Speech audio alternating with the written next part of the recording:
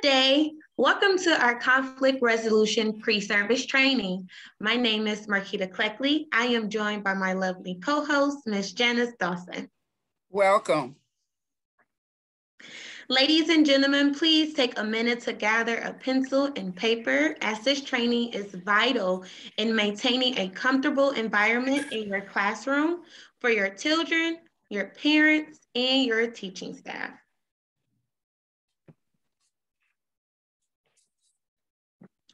We're going to quickly go through our agenda. Today, we're going to start with, of course, our 6-step conflict resolution. We're going to go through what is 6-step conflict resolution. We're going to break down each step. You're going to be able to watch the steps in practice. And of course, we're going to go over our teacher role. And then we're going to navigate into our conflict with adults.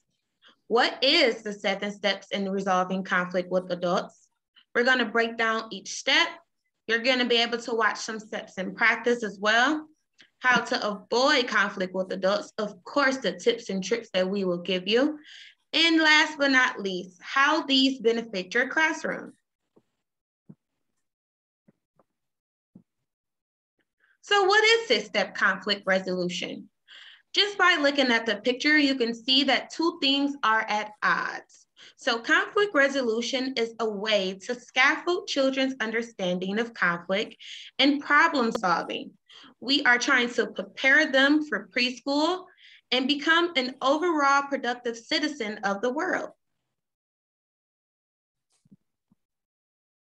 So step 1, approach the situation calmly. Using a nice, calm voice, quickly and gently stopping any hurtful actions. So this step is very important just to start off your 6-step conflict resolution, because think about our infants and young toddlers, even older toddlers, who deem a caregiver in their classroom more powerful, taller, or bigger. So for that person to present to you hastily what they want you to do or deem what you're doing as wrong can be very intimidating. So just approaching the situation calmly will allow you to get through the steps and will allow you to really engage in conversation with the children. Step 2, acknowledge children's emotions. So using their names, name and describe their feelings, or just name and describe what you see. Along with step 1, step 2 is most productive when you are down on the children's level. When you are looking at that child in their eyes, well, if it's more than one child involved, don't be afraid to maybe put your hand on their shoulder and or rub their back, or just hold them for comfort. Using their names, for instance, in this picture, we may name this child Brian. We may say, Brian, you are sad, or Brian, you are crying. So using their names really hits home with them. It makes them feel more connected. It makes them feel like you see them and that you are really understanding what they are going through emotionally at the moment. Step 3, gather information. If an object is involved, while holding the object, gather information. So all of these steps kind of go together. So far, we've already approached the situation calmly, and we acknowledge their feelings using their names while we are down on their level. While we're down on their level, at that point, we can see if an object is involved. Maybe Brian had an airplane and Jacob took the airplane from him. So while you're down on that level, you're going to hold that airplane while you're looking back and forth and maybe comforting them. With infants and young toddlers, you're going to observe the children's actions and describe the problem. So this is going to look different for verbal and nonverbal children. Of course, nonverbal children may not have the words. So at this point, you are going to be very descriptive with what you see their body language telling you. And you're going to use your words and their actions to confirm or disagree with what you are telling them. So if we're going to go back to Brian and using him crying, we may say, Brian, you are very sad. You are crying. He may shake his head no, that he's not sad, or he may agree with you by shaking his head yes. So just making sure that you're looking for those body cues and body languages when you're gathering information to make sure that you have a full understanding of what's going on. With older toddlers, you're able to ask what questions and look closely for the detail, listen closely for details of the problem. So with older toddlers, you may ask, oh, what happened? Try to avoid picking the children up when you are gathering information. I do want to put emphasis on getting down to their level is more productive. If you pick one child up versus the other child, think about how that may look when you are already in this heightened emotional state and you are in conflict with another child. So make sure that you are really down on their level when you're gathering information and looking to them to confirm or deny what you feel as if the problem is. So we got all these steps going in motion, and it brings us to step 4. So when you are in step 3 and you've gathered all of this information, it's time for you to restate the problem. Once the problem is understood, restate the problem, providing language for those children who are nonverbal while continuing to acknowledge feelings if needed. So by the time you get to step 4, you should have a pretty good understanding of what the problem is. From step 3, you may have gathered that Brian had the airplane first, and Jacob wanted to play with the airplane. So he came and took the airplane from him. So now Brian is distraught, he's very sad, and Jacob may just be confused because he wanted to play with him. So when you understand the problem, you're able to restate the problem clear as day. So you may want to say, Brian, you are sad. Jacob took the airplane. At that point, Jacob might agree that he did take the airplane, and Brian may agree that he took the airplane. So you're providing that language as well for nonverbal, and you're still looking for those nonverbal cues. Even with older toddlers, you may restate the problem, and they may say, no, that's not what happened. Brian put the plane down, and I picked it up. So at that point, the problem may be, oh, Brian, you still want to play with the airplane that Jacob has. So each situation is going to be different depending on circumstances. And that's why it's important for you to intake everything that you're experiencing when you are gathering information before you restate the problem. And don't be afraid to restate the problem a couple times just to make sure that you know what the problem is and they are agreeing to what the problem is. That brings us to step 5. So we've approached the situation calmly. We've acknowledged feelings while using their names. We're down on their level. We've gathered information. We restated the problem. And now we're here. We're asking for solutions. Ask for children's ideas for solutions and choose one together. That is very, very important in giving the power back to the children, making sure that they know that they are active participants in coming up with the solution because it was their problem to begin with. So with infants and toddlers, choices should be described. And with older toddlers, their ideas can be given and a solution can be agreed upon. So just making sure that you are keeping them involved as much as possible. Your last resort is, hey, I have an idea, or would you guys like for me to share what I think will happen? And this is after you've given them think time. As caregivers and adults, we are sometimes so fast to give them solutions, say, hey, you can just share, or hey, there's another airplane over there, instead of letting them really think about it themselves. So step 5 is really important in making sure that they know that they have the option, the power, and the choice to participate in this exchange. Step 6, give follow-up support. So you are at step 5, you came up with a solution. Maybe Brian is more calm at this point. He's not crying anymore. And maybe Jacob gave him back the airplane once he's seen how distraught he was about him picking it up off the floor and or taking it. So lastly, be prepared to give follow-up support. This can be done by either staying nearby to support the solution and telling children that they solved the problem. This kind of just brings everything home by simply telling them you solved the problem, which takes about 2 seconds out of your day. Once again, you are empowering these children. You are letting them know that they did have a conflict, but guess what? They solved it. They were active participants in this conflict resolution and that they did it. They gave their effort and it was done. So that may look like, Jacob, you gave the airplane back to Brian. Brian, you're no longer sad.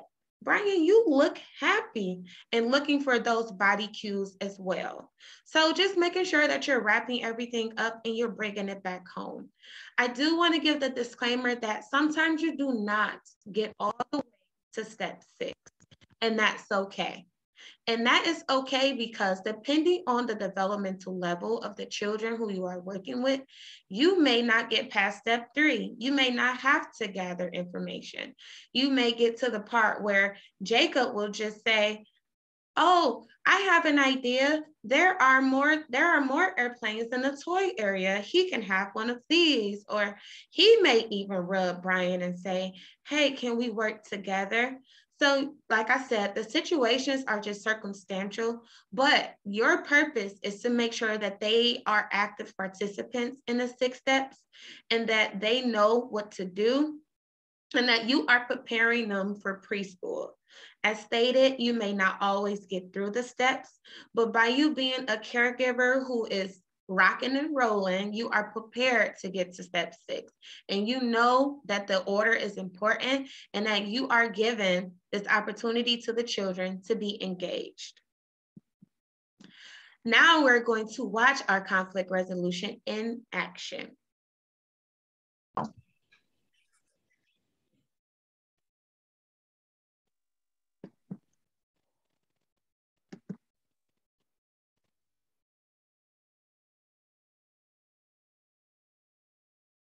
Well, I asked her to play here first. But I want to play here else. I don't want to play somewhere else. Go over there. There's too much mess over there. We'll go in the house area. Planning over there.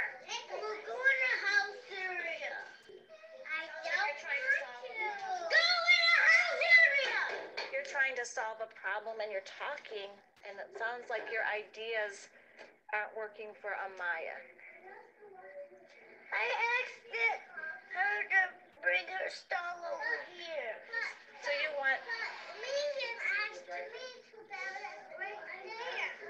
So Ella wants to build a horse stall, and Cameron, you're asking her to build it over here, and Mingan wants her to build it over there. I don't want to build it over there because I don't have anything to eat over there. So there's nothing to eat over here. To make it over there. So you want to build it over there. But how will get close to mine and I don't like it when I get close to mine. So one day you built one right here. Yeah, I built one right there. Hey Ella, one day Amaya said she built something right here. Yeah, I built it in that area. But Megan brought that sheep in.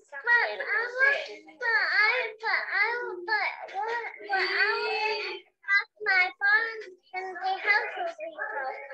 Yeah, Amaya too. So is the problem, are you worried that if she builds over by you, it'll be too close to yours? She needs to be close to the food. She's trying to figure out how she can build a barn and still be close to the food. How about her to build it over there? In the art area? Yes, but other people will walk there. You're worried people will walk there. Ella, where would you like to build it? Can you show us where you would like to have it? But I want it in the block area. Close to the block. She wants it close to the block area and close to the food. But not too close to Cameron's. He just wants to make sure that it's not too close to his. Let's walk over here and see if there's some space.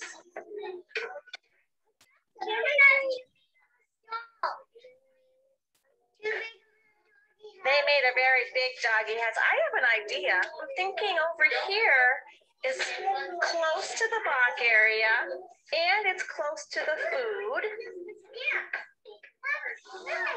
Do you think that would work? And let's see, is it far enough away from Cameron so it's not bumping yours?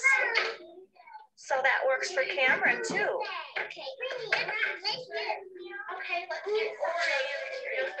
He wants to come in. But it's only.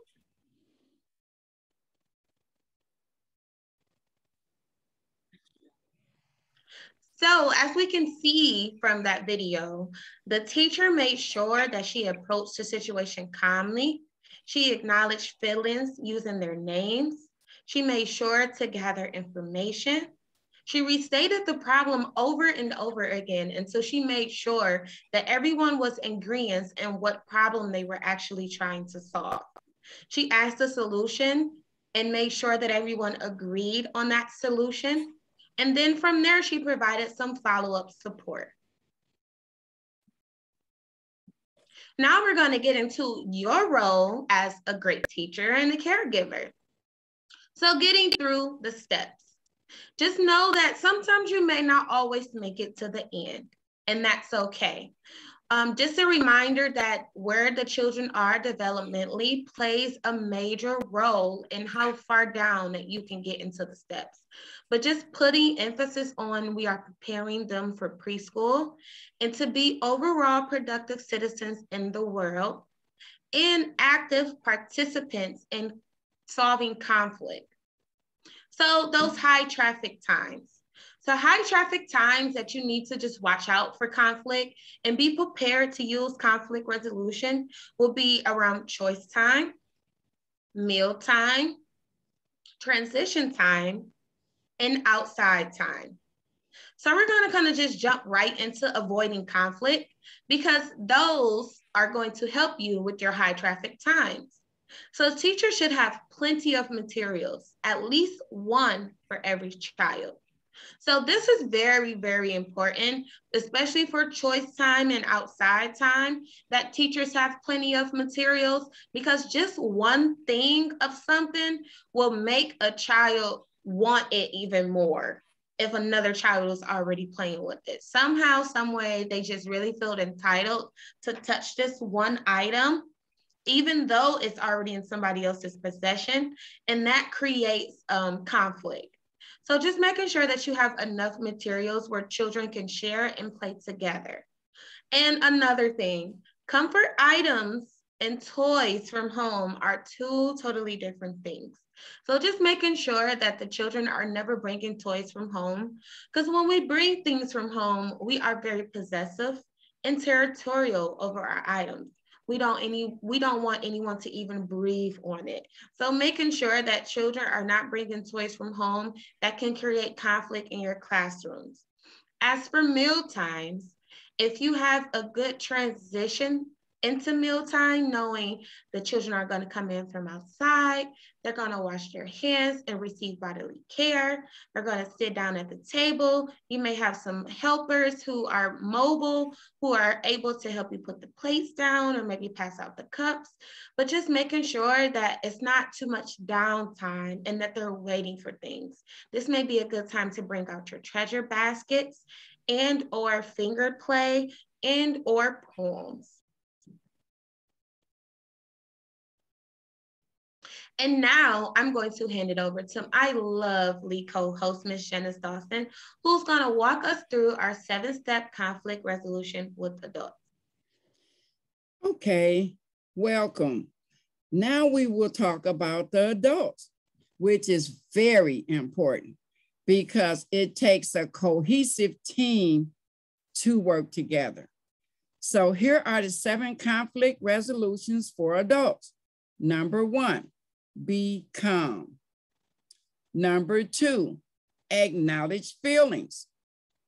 Number 3, exchange information.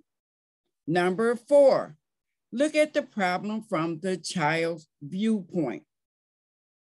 Step 5, restate the problem. Step 6, generate ideas for solutions and choose one together. And finally, step 7, be prepared to follow up the problem. I would like to take a moment and listen to a video that I have. There were 2 caregivers, Scholar and non-Scholar, are a new caregiving team.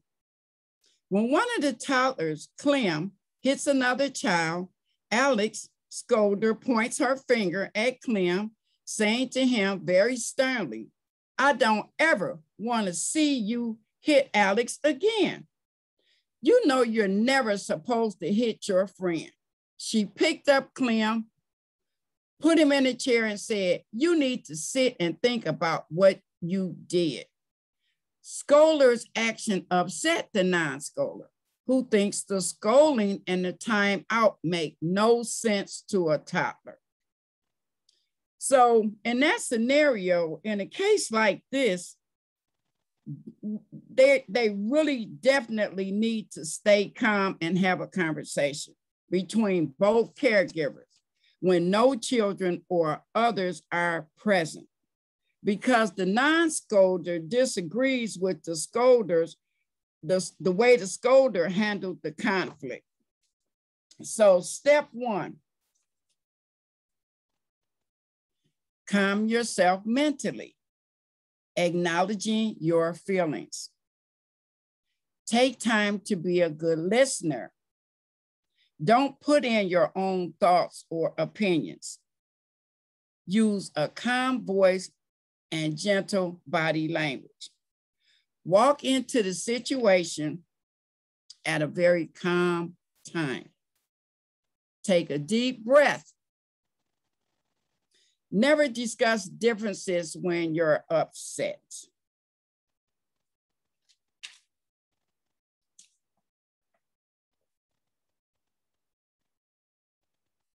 Step 2, acknowledge adults' feelings. Look at the situations as if it were you. You look really upset. I can see you have very strong feelings about what took place. Focus on the other person's strengths rather than any preconceived thoughts. It's a social barrier that you don't want to have with that person. It's always good to be calm, wait, and just settle down before you get into a confrontation.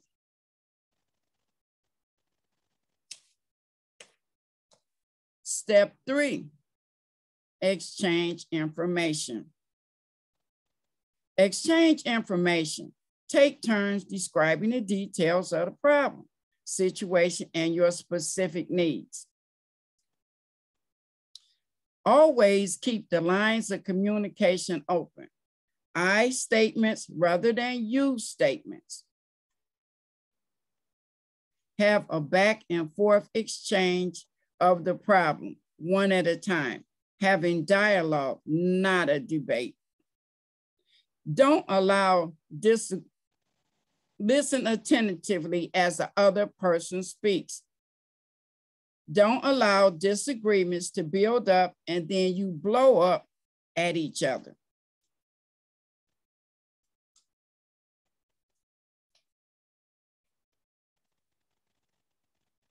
Step 4, look at the problem from the child's point of view.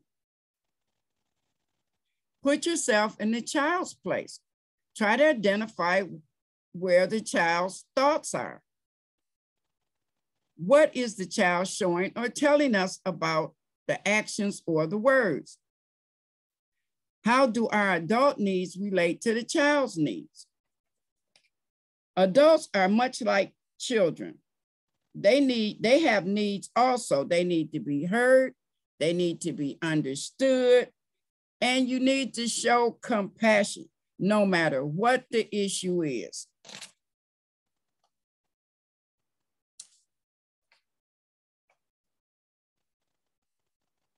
Step 5, restate the problem. Let's look at the problem again.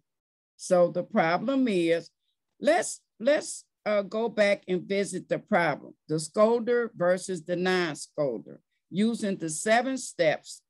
I'm sure if they sit down calmly, they can come up with an excellent manner to handle this.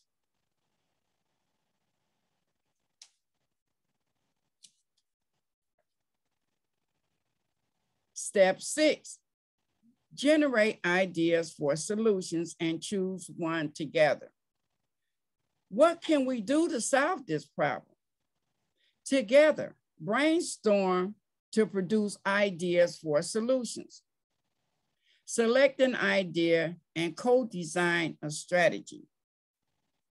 Children become so intimidated when an adult is standing, yelling, pointing, a loud voice, because we have to remember these children come from various backgrounds and you don't know what they've been exposed to in their home life.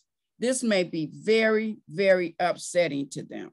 So be very careful as to not display any of this behavior in the classroom in front of children. Step 7, be prepared to follow up the problem. Take turns describing how the strategy is working. If necessary, make adjustments together or return to step 6. Caregivers must provide a united front. They must provide a united front. I had to say that again because children are looking and you don't know who will come or enter into that classroom.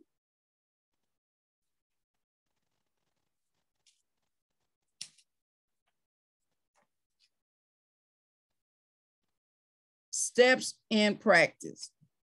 Resolving workplace conflict.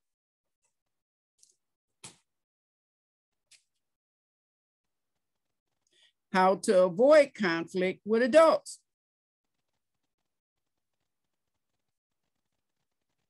Share your strengths, weaknesses, and focus on the strength.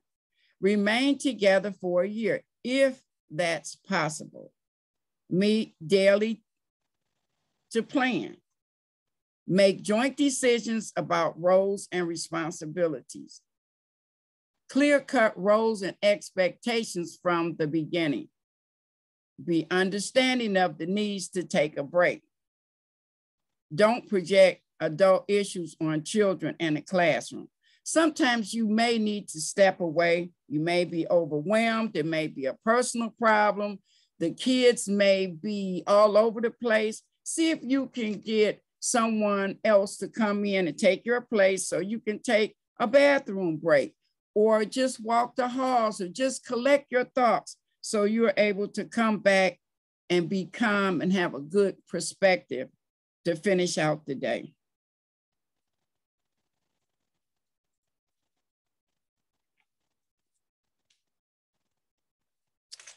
Okay, what is a leveler and what does leveling look like?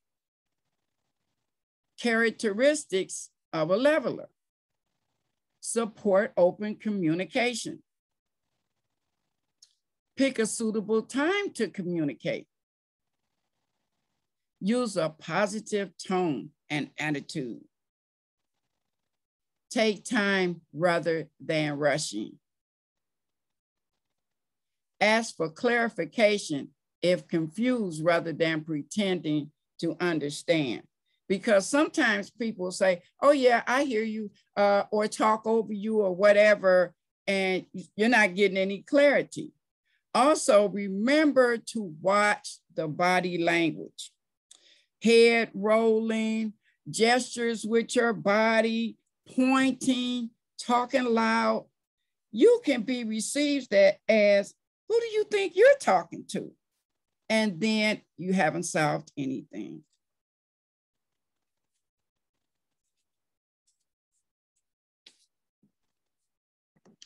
How these benefit the classroom. The 6-step conflict resolution with children, along with the 7-step conflict with adults, are beneficial to the classroom as it creates an environment where the children are the focus. Both partners know that the children are the most important, scaffolding and teaching them, making sure that they are comfortable within their environment. The families are also comfortable when they feel welcome, when they know that the teaching team have their children at the main of their focus and they are working together for a common goal. The teaching team is respectful to one another. They know how to talk to each other. They know how to solve problems, and they understand how to work together. They have built a great decor in their classroom, and everybody involved loves it there. So to check your understanding, these are the questions that you want to focus on when you are rewatching this PowerPoint, of course, and that you want to start thinking about your answers to. How to submit your training questions.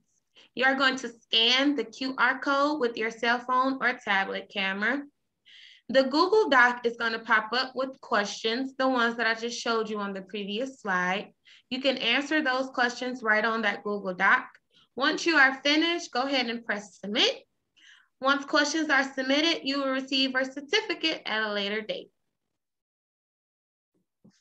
Thank you. Thank you.